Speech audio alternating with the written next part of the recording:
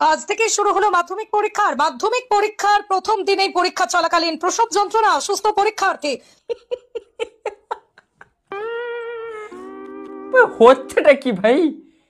কন্যাশ্রী আর লক্ষ্মী ভান্ডার একসঙ্গে পাবে? আরে আর তো বাচ্চা হওয়ার পর অনেক অনুদান আছে। সমাজ অনেক এগিয়ে গেছে, একমাত্র আমিই পিছিয়ে পড়েছি। মাধ্যমিক দিতে গিয়ে কে বিয়ে করে নিচ্ছে, কে আবার পেটে বাচ্চা নিয়ে মাধ্যমিক পরীক্ষা দিতে বসছে। আর এককাল ছিল আমাদের কাল, সালা পরীক্ষার ভয়ে প্যান্টে চেন লাগাতে ভুলে যেতাম। ভাগ্যিস ম্যাডাম প্যান্টের ভেতর হাত ঢুকিয়ে চেক করতো না নকল আছে কিনা।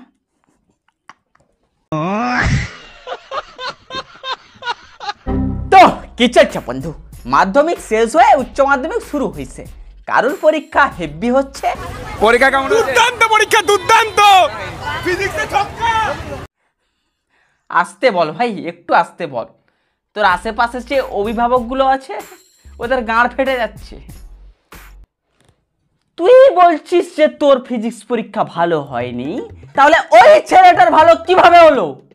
তুই বলছিস কোনো প্রশ্ন কমন আসেনি, তাহলে ওই ছেলেটা ছক্কা কিভাবে মারলো?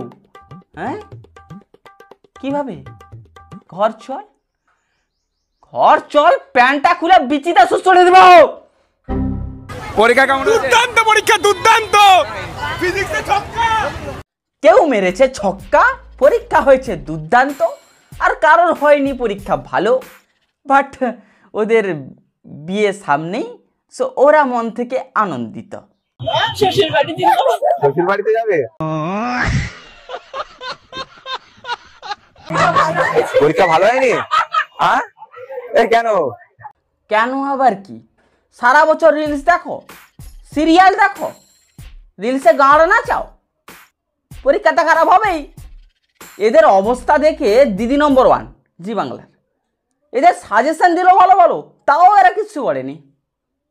দিদির মঞ্চে সকল উচ্চ মাধ্যমিক পরীক্ষার্থীদের জন্য last minute suggestion. The proposal বলে একটি ড্রামা, অবশ্যই লোমোভের ক্যারেক্টার আসবে। এবার ভীষণ ইম্পর্টেন্ট ভারতবর্ষে গল্পে এই বৃদ্ধার চরিত্র।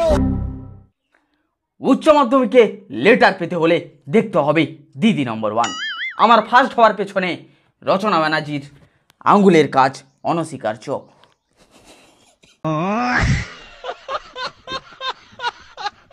ইতিহাসের কিছু সাজেশন দিচ্ছি, প্রত্যেকে খাতা পেন নিয়ে বসে পড়ো।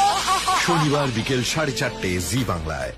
আমার বাড়ির পাশে একটা মেয়ে এইচএস দিচ্ছে, তার মা তার কান ধরে দিদি নম্বর 1 দেখতে বসিয়েছে, আবার খাতা পেন নিয়ে। সারাটা বছর স্কুলের স্যার, টিউশনের স্যার এভাবে কানটাকে চিরে এরকম এইভাবে ঢুকালো সাজেশনগুলো। ওদের সাজেশন মা চুদাগা, দিদি নম্বর 1 যেটা বলবে ওটাই পড়বে, আর ওটাই হয়েছে। কমন পাইনি, কিছু কমন পাইনি। 3 নাম্বার 1 যে বললো যে বাংলায় আসবে বুড়ির চরিত্র, ইংলিশে আসবে লোমের চরিত্র, খাতা নিয়ে বসো, পেন নিয়ে এসো, প্রশ্ন একদম ফালতু। কে বলেছিল? দিদি নাম্বার 1 বলেছিল। বড় শো আমাদের আসেনি, কিচ্ছু আসেনি। কত অ্যান্সার করেছো? জীবন মানে প্র্যাঙ্ক হো গয়া ভাই। বাট আমি বলবো দোষটা ভাই তোদের, দোষটা তোদেরই, কারণ তুই ব্যানার্জিদের বিশ্বাস করেছিস। লাউড়া ব্যানার্জিদের কেউ বিশ্বাস করে মা? আর আমি প্রথম থেকেই জানি যে বুড়ির চরিত্র পড়বে না, কারণ ও বুড়ি হয়ে গেছে, ওর চরিত্র পড়ে কি হবে।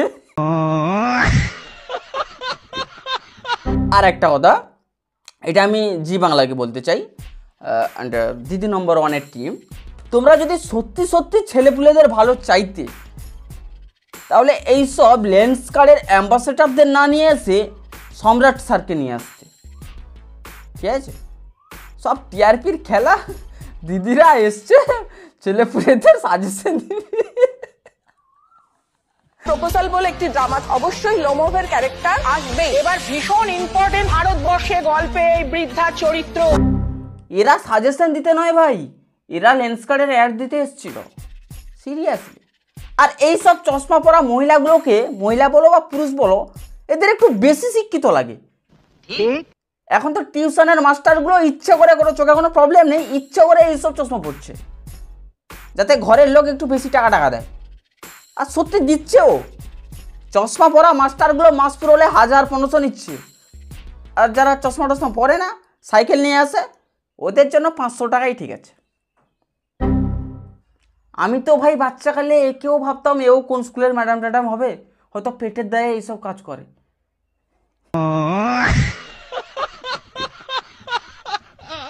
আমি কিছুদিন ধরে সোশ্যাল মিডিয়ায় দেখছি যাদের পরীক্ষা খারাপ হয়েছে ওরা হেভি ডিপ্রেশনে আছে। কেন ভাই তোমরা অল্পতে খুশি কেন থাকতে পারো না? এ বলো পরীক্ষা কেমন দিলে? হেভি 15 নম্বরের অ্যান্সার দিয়েছি, 10 পাবো, ঠিক আছে? তাহলে 25 একদম পাস, নো চাপ। জীবনে অল্পতে খুশি কিভাবে থাকতে হয় এর থেকে শেখো। যেখানে মেয়েগুলো 95% কোশ্চেন টাচ করেছে, বাট ওই যে 5% কোশ্চেন টাচ করতে পারেনি ওটার জন্য ডিপ্রেশনে চলে গেছে। বাট এর কথা ভাবো, 15 নাম্বারের কোশ্চেন টাচ করেছে, ওটার মধ্যে 10 পেয়ে যাবেই, আর ওখানে প্রজেক্টে 10 না 15 আছে, ব্যাস এদিক ওদিক টেনে টুনে পাস। দাঁড়িয়ে বলতে তাও এই ছেলেগুলো ভাই পার্টি দিবে, বন্ধুদের মতরত খাওয়াবে। বাট মেয়েগুলো যদি 99% মার্কস পায় ওদের থেকে তুমি মিষ্টিও আশা করবে না, ওরা মিষ্টি তো দূরের কথা চিনিও দেবে না। আর ওরা ওই 99% মার্কস নিয়েও স্যাটিসফাইড না, ওদের আরও চাই, আরও চাই। কেন বন্ধু, কেন এত কিসের চাওয়া? এ বলো পরীক্ষা কেমন দিলে? হেভি 15 নম্বরের অ্যান্সার দিয়েছি, 10 পাবো, ঠিক আছে? তাহলে 25 একদম পাস, নো চাপ। মদ্দা কথা হচ্ছে একেই বলে যে অল্পতে খুশি থাকা। হ্যাঁ, এটা আলাদা ব্যাপার যে রেজাল্ট বেরোনোর পর বাপ একটু প্যান্টটা খুলে পোঁদে হালকা একটু থুতুটা লাগিয়ে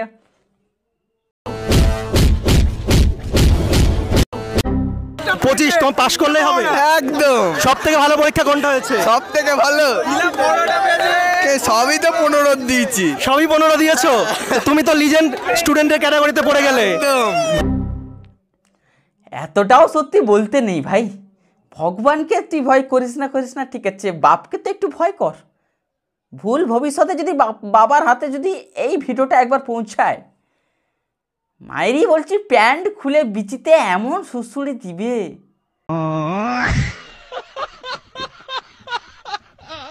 সাইডে আমরা দেখতে পাচ্ছি খুব নিষ্ঠার সঙ্গে খুব মনোযোগের সঙ্গে বই খাতা ছিঁড়ে ওড়ানো হচ্ছে। এইটা দেখে অনেকে রক্ত টকবক টকবক করে ফুটছে। আমার বা এতটাও ফুটছে না, কারণ যে রাজ্যের প্রধান শিল্প চপ শিল্প, চপ দোকানেগুলো 2 টাকা কেজি করে বই খাতা কেনে, ওতে ছেড়ে ছেড়ে চপ দেয়। তখন তো রক্ত ফুটে না, তখন তো গপ গপ করে চপগুলো গিলে নাও শোনা। হ্যাঁ, আমার রক্ত ফুটছে না এই কারণে, কারণ আমি কোনোদিনও ওই 2 টাকা কেজি ধরে বই খাতা বিক্রি করিনি। আর তোমরা যারা এইচএস দিলে বা মাধ্যমিক দিলে, আমাদের এমন অনেক বই আছে যেগুলো কিনতে হয়। সো আমি তোমাদের বলবো যে ওই বইগুলো না বিক্রি করে কেজি ধরে, দেখো অনেক ছেলেপুলে আছে যারা বই খাতা কিনতে পারে না, যদি তোমরা ওদেরকে একটু এই বইগুলো দিয়ে সাহায্য করো, আমি মনে করবো তুমি ওই বই খাতাগুলো 2 টাকা 3 টাকা কেজি ধরে বিক্রি করে কত টাকা বা পাবে, ওটা তুমি নাই বা পেলে। সো এটা তোমাদের কাছে আমি রিকোয়েস্ট রাখবো যে ওই বই খাতাগুলো, স্কুলে অনেক ছেলে মেয়ে আছে, সো প্লিজ।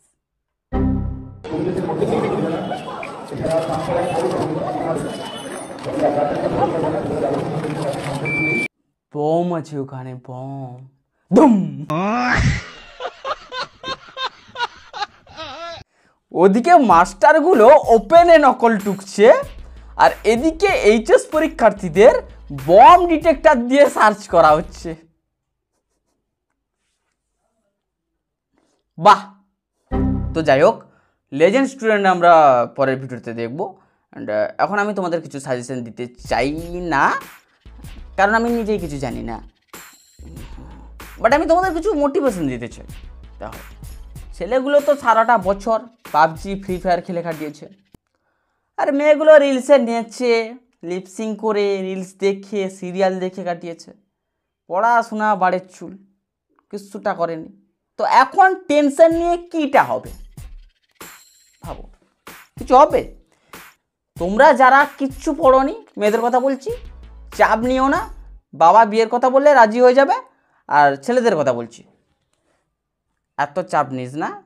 তোদের জন্য একটাই কথা বলবো, লেখাপড়া করে যেই অনাহারে মরে সেই। এই যে আমাকে দেখো না, আমিও তো ভালো রেজাল্ট করিনি, এখন কি করছি? স্ট্রাগল করছি। ভাই আমি প্রথম বাচ্চাকাল থেকেই বুঝতে পেরে গেছিলাম যে আমার দ্বারা পড়াশোনা হবে না, কারণ আমি জন্মেছি সেলিব্রিটি হতে। তারপর মোটামুটি মাধ্যমিকটা মোটামুটি দিই। তারপর দেখলাম যে আমার ক্লাস সায়েন্সের দিকে ঝোঁক আছে বেশি ওর, যে ও সায়েন্স নিবে। ভাবলাম যে ঠিক আছে আমিও সায়েন্সটা নিব। তারপর আমি যখন সায়েন্সের ফর্মটা ফিল আপ করতে গেলাম, হেড স্যার বললো যে আর্টসের জন্য ফর্ম ওখানে দিচ্ছি, তুই ওখানে যা। মনটা ভেঙে আর্টসের রুমে যাই, যখন দেখি আমার ক্লাস সায়েন্স থেকে ফিরে এসছে বায়ো সায়েন্সে। তো ভাবলাম যে বায়ো সায়েন্স তো পেয়েই যাবো, অ্যান্ড বায়ো সায়েন্স নিয়ে নিলাম। তারপর এখনও আমার বায়োলজি কেমিস্ট্রির বই পুরো এখনও চকচকিয়ে আছে, যদিও বা বইটা আমার কাছে নেই, আমি একটা ভাইকে দিয়ে দিয়েছি। কিছুদিন আগে তার কাছে গেছিলাম, দেখি তার কাছেও চকচকে আছে। তো যাই হোক, দেখো লাইফে এত কিছু ভেবে কাজ নেই, যা হবে দেখা যাবে। অ্যান্ড পরীক্ষা তোমরা ভালোভাবেই দাও। যদি পরীক্ষা ভালো হয় তো কলেজ টলেজ যাও, আর যদি খারাপ হয় কোনো ব্যাপার নেই, নিজের মতো করে যে কোনো দিকে এগিয়ে যাও। ব্যাস, যা হবে পুঁত মারা দেখা যাক। ঠিক আছে, বাই, টাটা।